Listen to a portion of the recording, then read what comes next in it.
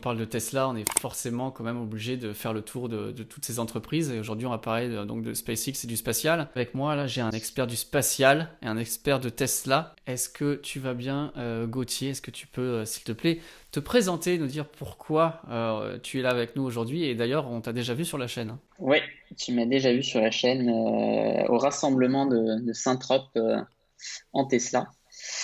Bah écoute, ça va très très bien. Tu mets un peu la pression en disant que je suis un expert Tesla et un expert du spatial. Je sais pas si on peut me caractériser comme, comme un Bah écoute, expert, en tout mais cas, tu seras l'expert sur la chaîne, donc c'est déjà pas c'est mal. ça. C'est déjà pas mal, c'est déjà pas mal. Bah écoute, je suis ingénieur en aérospatial à Cannes, où il y a un centre spatial d'intégration et de fabrication de satellites. Et moi, je travaille dans le logiciel sur des stations satellites pour localiser des balises d'urgence, balises de détresse qu'il y a dans les avions ou sur les bateaux. Quelle est la technologie qu'ils ont mis au point finalement, qui sort du lot? Le ticket pour aller dans l'espace est trop cher. Et pour lui, un lancement moins cher, ça passe par des fusées le plus réutilisables possible. Et c'est bien parce que les avions sont devenus réutilisables que maintenant on peut aller partout dans le monde assez facilement. Et c'est la même logique finalement.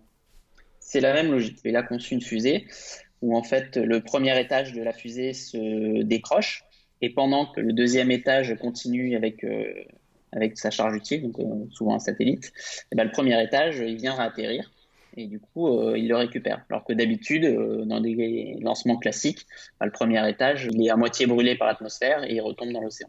Comment ça a été perçu par les gens qui travaillent dans le spatial lorsque Elon Musk est arrivé en disant moi je vais faire un booster qui vient se reposer sur une barge soit à terre? Alors, je pense qu'il y en a beaucoup qui ont rigolé parce que effectivement, il arrive avec cette idée.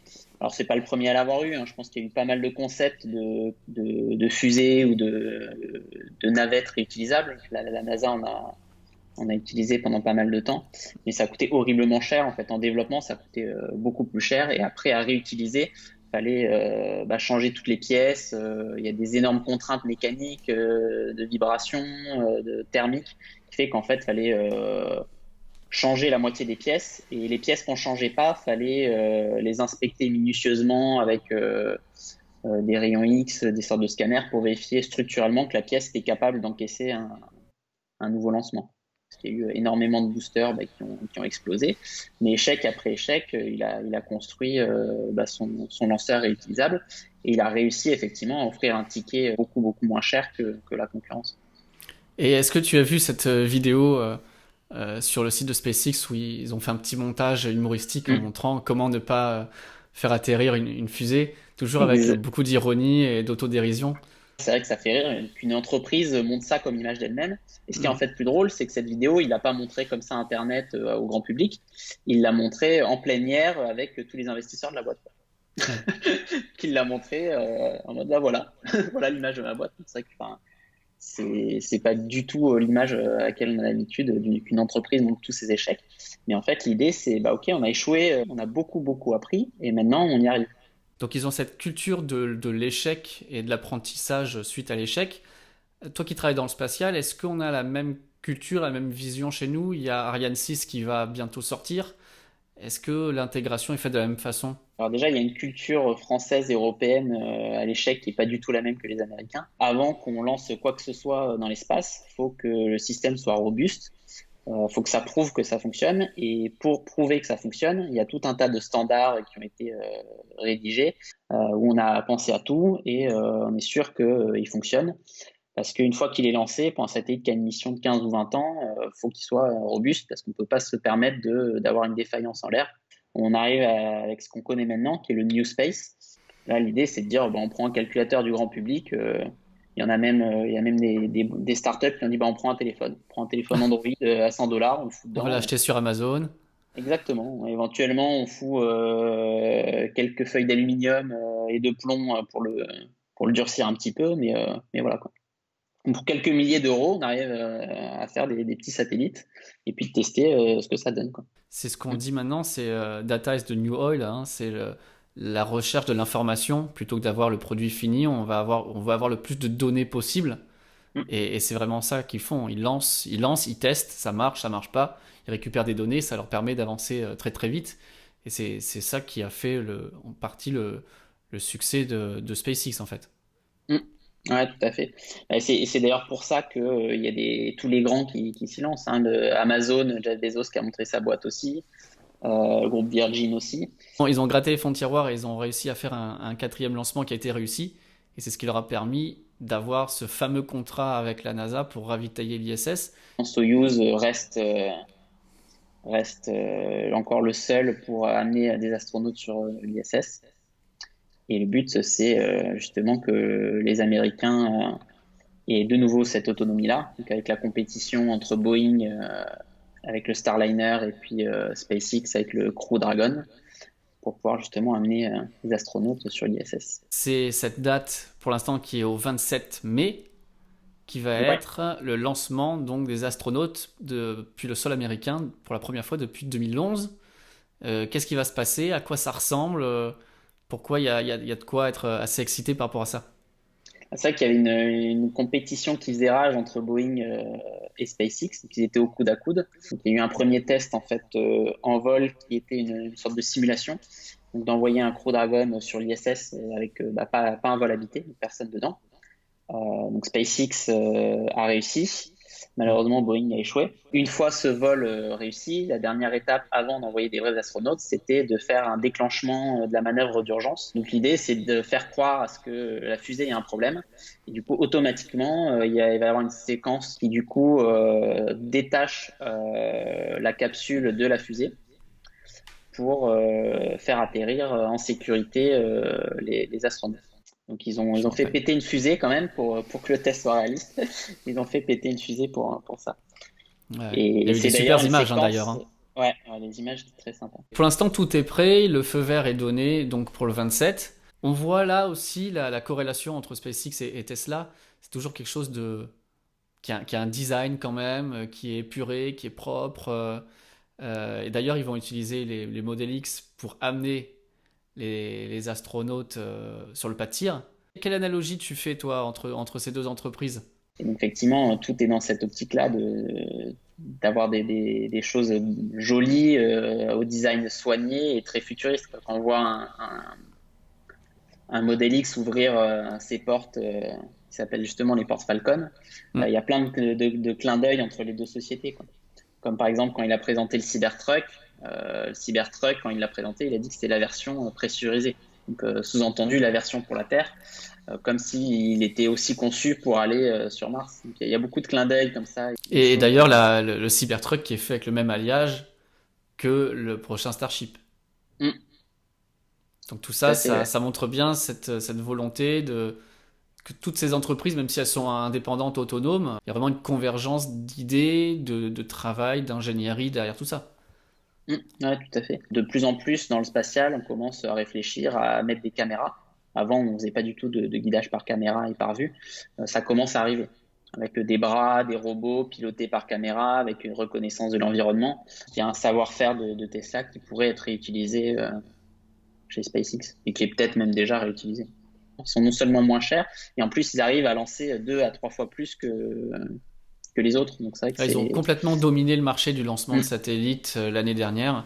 Ils représentent une énorme part de marché des lancements mondiaux. mm, totalement. Mm.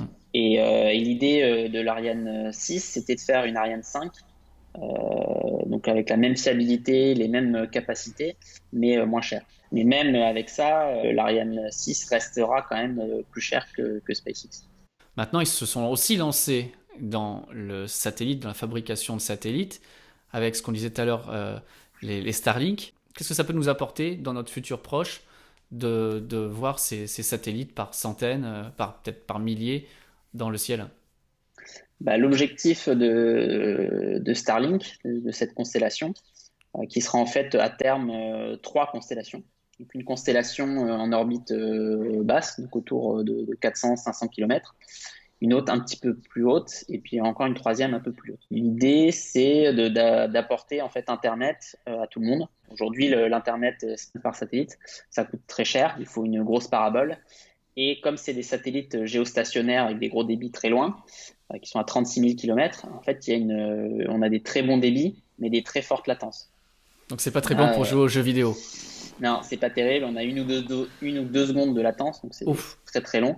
Mais par contre, pour des vidéos, à la limite, bon, t'attends une ou deux secondes que ta vidéo au début se charge, puis après, c'est bon. Et par contre, effectivement, pour tout un certain usage de navigation sur Internet, de jeux vidéo, c'est pas du tout adapté. Cette semaine, Elon a posté un tweet, on lui posait la question du ping, justement, de la latence. Il parlait de 20 millisecondes, C'est donc ça. 20 l'équivalent de la millisecondes, fibre, finalement. exactement. 20 millisecondes, c'est de la fibre. Donc, et ça, c'est possible grâce à des satellites justement en orbite basse. Donc, au lieu d'être à 36 000 km, bah, ils sont à 500 km. Et donc là, il est en train de lancer justement sa constellation. Donc, aujourd'hui, il y a 420 satellites. Et alors, ce qui est fou, c'est qu'on a la possibilité de les voir, hein. Il y a des sites internet, je mettrai dans la description, qui permettent de traquer ces satellites. Et ça fait aussi polémique. Est-ce que tu peux nous en parler de ça? Ça lui a fait une pub d'enfer. Énormément de gens, même qui sont pas du tout intéressés ou passionnés par le spatial, ils sont sortis chez eux pour essayer de les voir, aller sur des sites spécialisés pour justement essayer de voir les satellites, faire des super photos. Ça a vraiment fait un énorme buzz. Sinon, on les voit à l'œil nu. Vous imaginez que des instruments ultra sensibles, Ouais. Donc ils ils ont peuvent pas peur rien. finalement d'arriver à voir des photos complètement floues. Il y a eu pas mal de scientifiques qui ont posté justement des observations de télescopes en disant bah voilà, on avait une capture qui était prévue pour observer telle planète, parce qu'on avait un passage. Ils ont montré la photo et en fait, effectivement, tu vois des grands traits en fait sur toute la photo. La photo est cadrée avec des grands traits et il y a que 400 satellites. Alors Ouais. il a l'autorisation de monter jusqu'à 42 000. Il va falloir avoir des satellites qui soient ultra automatisés, qui soient capables de s'adapter et de gérer les futures collisions. C'est vrai qu'aujourd'hui, on va dire les règles spatiales ne sont pas du tout adaptées à ça. Et encore une fois, on est vraiment dans la philosophie SpaceX et Elon Musk. C'est de dire on y va et au fur et à mesure, on va modifier notre process au fur et à mesure que le temps va avancer et que les problèmes vont se poser. Bah, c'est ça, ils n'ont pas dit ah bah vous avez raison, on arrête tout, on va réfléchir à une solution. Il a dit oh bah on va tester ça, on va tester ça. Là, il a dit parmi les 60 satellites qui ont été lancés, bah, on va en mettre deux avec un tel revêtement, on va mettre deux avec un pare-soleil pour voir si on les voit moins. Il prototype quoi. Hmm. Prototype et il teste et puis À partir de quand on peut avoir ça? Est-ce que il faut 5 ans, 10 ans? c'est quelque chose La- d'imminent. Et il a tweeté en avril que dans 3 mois, il voulait lancer des bêta-tests. Donc l'idée, c'est qu'on ait un petit terminal chez soi. Alors pareil, Ok. généralement, quand on parle d'Internet par satellite, il faut avoir une énorme parabole assez encombrante qui est avec un Et assez pointage moche. assez moche et puis avec un pointage ultra précis sur le satellite qui a 36 000 km pour pouvoir avoir Internet.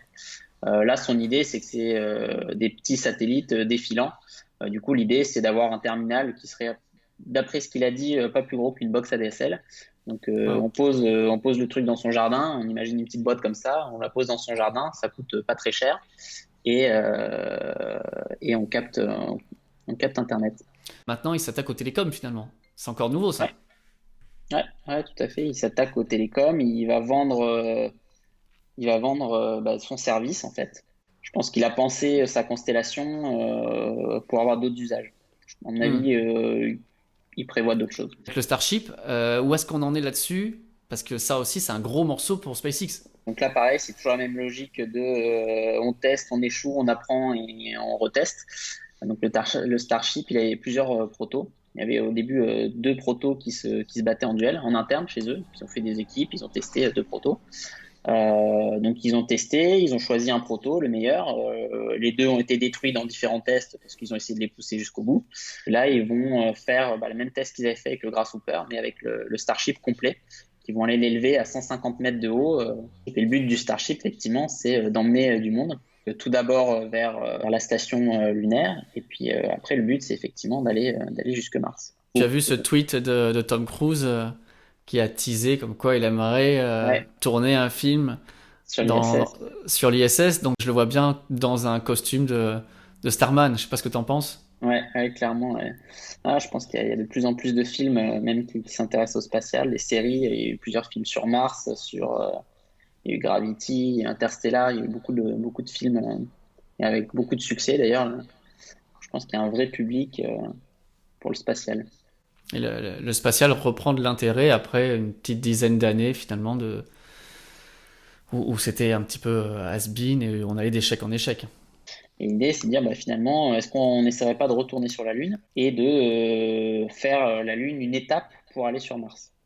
Et là Donc, aussi, SpaceX a gagné un contrat récemment. exactement, ouais, pour Artemis. Artemis, pour ceux qui ne savent pas, c'est le nouveau programme Apollo de la NASA en fait.